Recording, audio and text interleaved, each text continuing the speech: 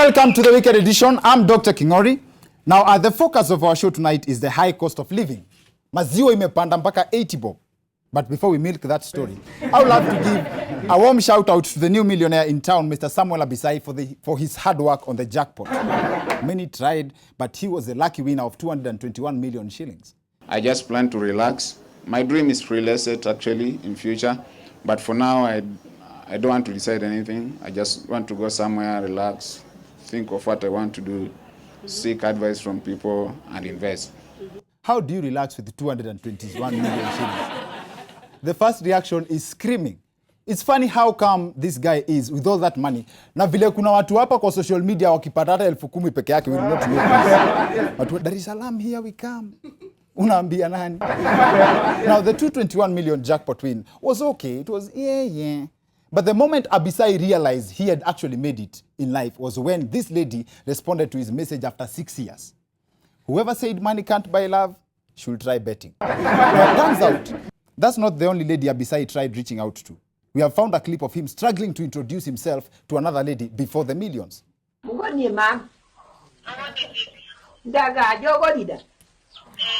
Abisai.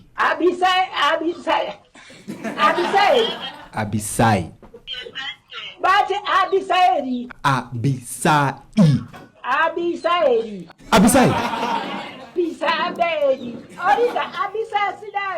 Let's give her some time as she struggles with that. Abisai placed 200 shillings only and won over 200 million. I don't see a miracle in that though. All this is actually overrated. We have people in government who allegedly placed nothing but made away with 791 million. But that was a multi-bet. Several people were involved. That's not to say that the 221 million is a small amount of money. No. There's so much Abisai can do with that money, despite the harsh economic times. He can easily get a 30-unit apartment block in a secure neighborhood. He can run the state dairy processor. That's the new KCC. He can also afford 2 sacks of potatoes. Waru, yes. Yes, Waru. Irish potatoes are among the most expensive products right now in this country. From retailing at Tatu Kumi, Waru, each potato has decided to go independent. Now, one potato goes for 10 bob. Why do you think Shiro Warogongo is only called Shiro nowadays? It's because the Waru in Warogongo. Aligongo hiyo Waru. Waru is now up there with gold and diamond. Waru is now a mineral.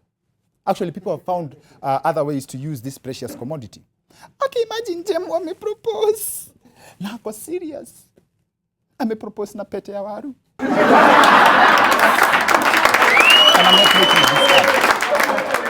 I'm not making this up. Kwanza pete ya Waru ni poa sana. You can add vegetables. Useme hii ni 18 karat. And no, one potato is going for 10 shillings. You guys made fun of whoever cooked this. Now, this is one of the most expensive dishes in the country right now. Muliwadharau, who's laughing now?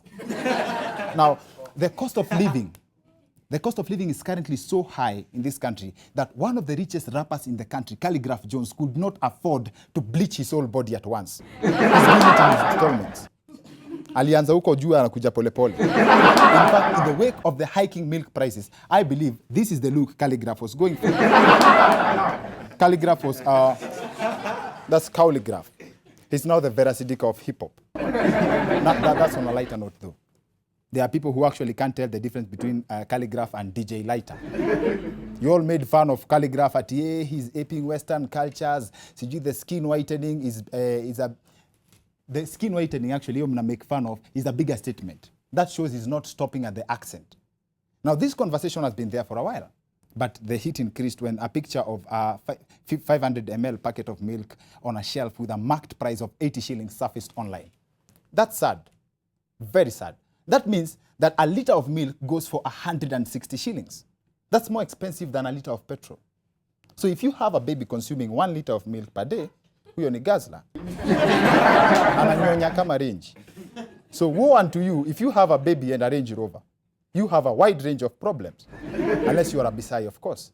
Now, milk has become it's become so expensive to get milk in this country. In fact, milk is a currency. That's why they had to introduce milk ATMs where people can go and withdraw milk. ati buda sina kakitu, acha niingie hapa kwa ATM, fare ya Rongai ni lita ngapi? And there's a justification for the soaring milk prices though. These are some of the challenges farmers are going through just to get milk.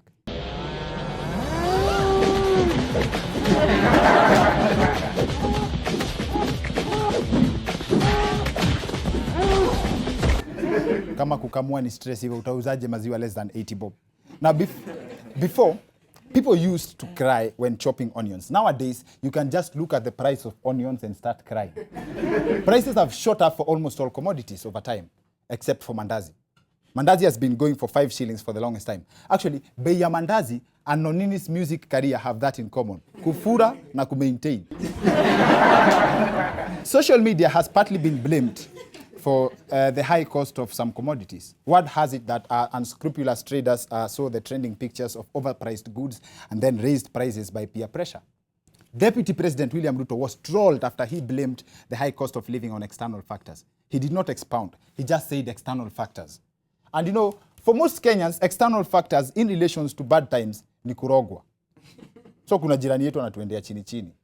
Na si Ugandans, Tanzanians, we need to talk. Yes, we need to have a meeting. Tunafaa tuitane mkutano. However, Anita Nderu tried to explain these external factors. Reality is external factors really do affect the price of commodities here. So as much as everybody got angry, that is the reality of the matter.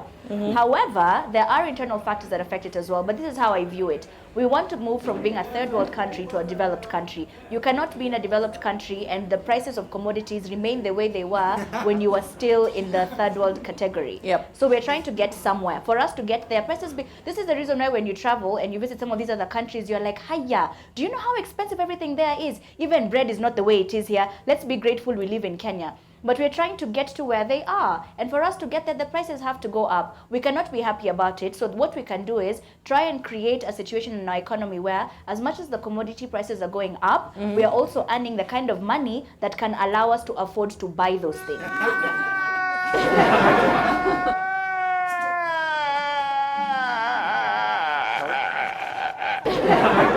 Bas, nyamaza, bas. Bemazo itakuwa hivyo. If something doesn't get done, if something is not done in the near future. The inflation has also been blamed on too much money in the economy. And I have a very good idea on 2 sources that could have advised this. 1.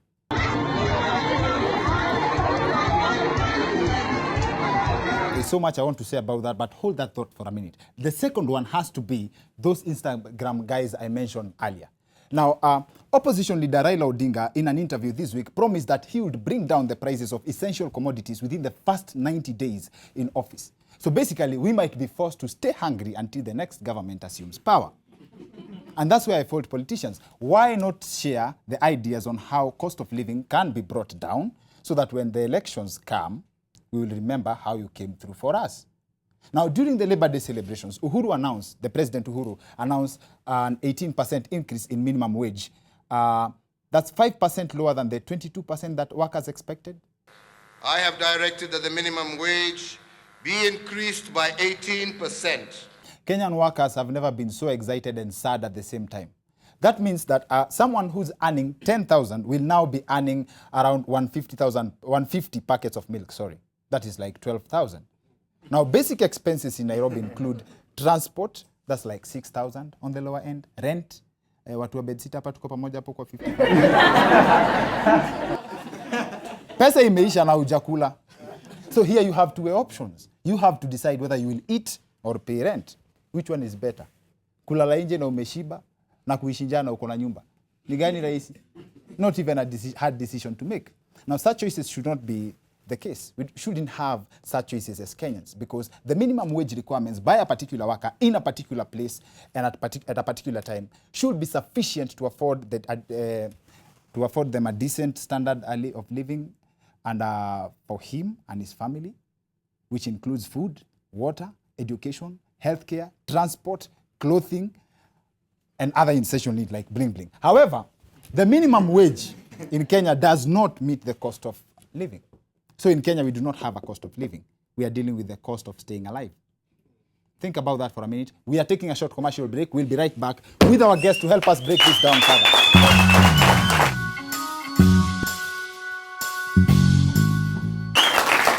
Welcome back to the Weekend Edition. I'm Dr. Kingori. The subject of our show tonight is the cost of living. And our guest is a member of parliament for Embakasi South. And we have a video that will really describe him. This is relative and this is arguable as one of the sweetest members of parliament.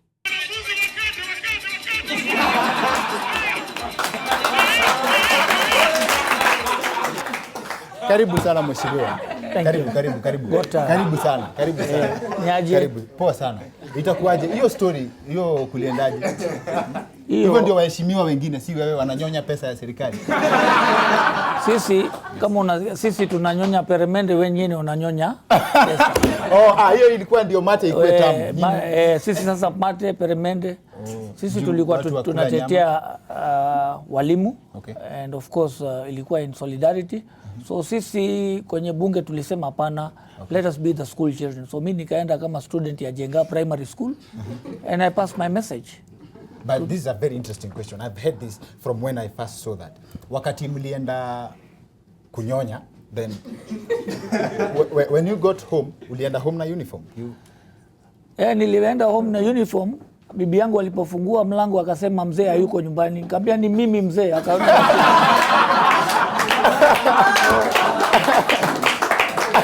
Akasahau akasema umekuja na short, na nikamwambia ni mimi, ni bwanako. Kama ala wewe nimekuona kwa suti na nini, nikamwambia leo ni student mimi. So akafurahia tu. Sawa. She has to. So hiyo siku watoto wako walikuita bro before wananiita buda, kisha siku hizi akasema ni aje jo. Nikamwambia mimi ni huyu buda wenu. Sawa. Mheshimiwa, historia inflation. Bei ya maziwa inapanda mpaka 90 bob. Election year. What's the relationship between elections na bei ya maziwa? It is really sad. Yes. Ukiona 2013 elections, wacha niwachukue, mimi ni mwanabiashara pia, apart from being a politician. Yes. Bei ya maziwa zilipanda juu. Nyinyi wananchi muna finance election ya chama fulani. If a company inauza 40 million half liter packets a day, 40 million half liter packets a day, and it was there in 2013. If you multiply it by 20 shillings, you are funding 800 million shillings ya campaign ya chama fulani. Hiyo umetutobolea, umesema wewe ni mwanabiashara. It's a truth of the matter. Because 2013 ukiona bei zilipanda juu na hakuna drought iko. Ukienda Central Province, ukienda Rift Valley, hakuna shortage ya maziwa. Sisi wananchi tunakunywa maziwa, we are funding politicians and political parties. Wewe unakunywanga maziwa? Nakunywa maziwa. Wewe hata una finance company ya wenyewe. Mimi niko na ninakunywa maziwa, it has to be there because I have no choice. Sawa, maziwa mimi sijui, I can't confirm that, but pesa ya unga kama unga ngano tuliambiwa ni nyinyi mnaweka nazo posters.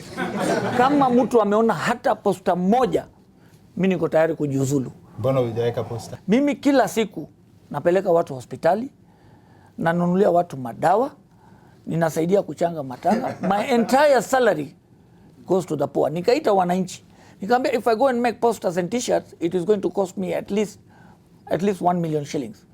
Munataka nitengeneze posters na t-shirts kila siku, watu wakija nyumbani niwahudumie ama niwatengeneze? You know what wananchi told me? Sumra, endelea na hiyo kazi. Kwangu nimejivunia, nimefungua hospitali. There was no hospital, wamama wameanza kuzaa pale. Mtoto wa Manza alipozaliwa anaitwa Joseph Sumra. Hata bibi yangu akauliza wewe ni baba hiyo? Nikamwambia hapana, ni shauri ya heshima. Shauri ya heshima hiyo mdogo. Sawa. Mheshimiwa, ikifika kuongelea kufinyilia wananchi, unasema sisi waheshimiwa. Bei ya maziwa ikipanda, unasema sisi wananchi. Kwa hivyo hata nyinyi mnaumia chini ya maji. I wish mimi ningekuwa na kiwanda ya maziwa. Ukienda kuona ukweli wa mambo, wale watu wanauzia maziwa at wholesale, bei yao haijapanda. Wanauza shilingi 18 kwa lita. Uliza watu wa Rift Valley, mbona bei inapanda? Transport haijapanda. This thing, my friend, ina sponsor a certain political party to finance, na wananchi wana finance. And let me tell you, I've seen poverty. Hii mshahara hata unasema hiyo vile mumeweka ya 12,000 na nini haitoshi wanyingi. Okay. And that is what makes people kupiga watu geta.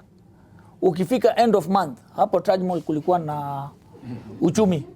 Vijana wakiona wamama wakitoka na hizo vitu kwa lift wanawekea watu kisu, wanaibia hawa sukari na vitu hizo. It No, is there because of poverty. But I don't blame them because it's lack of jobs. You will support them. I'm not supporting them. I'm telling you, this is why they've gone into these things. Wanakuja kuniambia Sumra, hatuna kazi, watoto wetu watakula nini? So watabeba bunduki. Na And akikwambia hivyo. I've helped so many to go to Qatar. Yes. These are graduates. Yes. What do they do if they don't have jobs? Mimi personally, mimi hata sitaki kusema kwa national TV. Gari yako ikiibia unipigie simu, kama sitakupatia unibadilishe jina. I know the guy. Na polisi hawezi fika kwa mtu. It is true. Please confirm this. Mtu akiibiwa gari unajua nani ameiba, hata ulikuwa unajua. Unipigie simu, niko nao hao watu. Tunawajua. Truly. And we have contained them. Na see, they can make your police unit. Gari zote zinapotea Nairobi, pigia Sumra. Pigia. If it is going from Embakasi. But honestly, Kuna database ya waizi wote wa Embakasi. ni kura yangu hiyo. But these are same boys. These are graduates. Actually, you are a sitting member of parliament. Na unaona hiyo struggle unafanya ya kutumia pesa yako kwa watu poor, si ndio? There are other ways you can impact people's lives through policies. Ukienda parliament useme Kayole hakuna hospitali na kuna hii surgeon, you have the power to do that. Shida inakujia wapi? Tyranny of numbers. Ukiingia kwa bunge hakuna cha Jubilee ama ODM. Sisi kama mimi nimeleta bill moja, nyinyi kama hamujui, India una bill ya dawa inaitwa maximum retail price. Ukinunua dawa hapo, jamaa, my friend Dr. Kingori, Yes. there are medicines which are more than 1,000%, 2,000% compared to the original price. So hiyo bill naleta pale yote, hata speaker wabunge wamekubali, wamesema this is a good bill because you are buying a cough syrup in India at 15 shillings. Same cough syrup hapo inauzwa 750. Dawa Tegretol inauzwa shilingi 12 India, hapo shilingi 400. So you know, those are the things mimi naleta ili isaidie wananchi. But our government is doing nothing to get self-employment. And you are part of the government. Now, I'm opposition. I'm not part of the government. wewe si serikali. Mimi wacha nichukue Ministry of Trade uangalie vile trade tafanyia because trade will go for the common man. Will go for the common man. Ministry of Trade hapo hawezi kucontrol bei ya unga, bei ya sukari. It has to be there. I'm also warning Duale. Kitu baba akisema, yeye lazima atachocha. He's my friend. We leaders are the ones. He's your friend? Yes, we are friends. We are all friends. Then what happens hapa katikati? Hii ya Ni kwenda siasa ambao ya kuchocha, hiyo ni mbaya. And I'm warning him, I'm advising him, I'm requesting him, I'm pleading him. But how do you guys Kama survive? kitu he survives out of talking like a puppet. Ukiona Uhuru na Raila. Ukiona Uhuru na Raila. Do you ever see these people fighting? And you see wanakutana kila pahali. This is the best example the leaders to do. But hao watu wa mkono wanataka kufurahisha boss yao. Umeona hii? Umeona nimefanya hii? Boss atasema chukua briefcase. Umefanya kazi Sasa nzuri. kama yeye ni rafiki yako. Where is the disconnect? Yeye rafiki yako.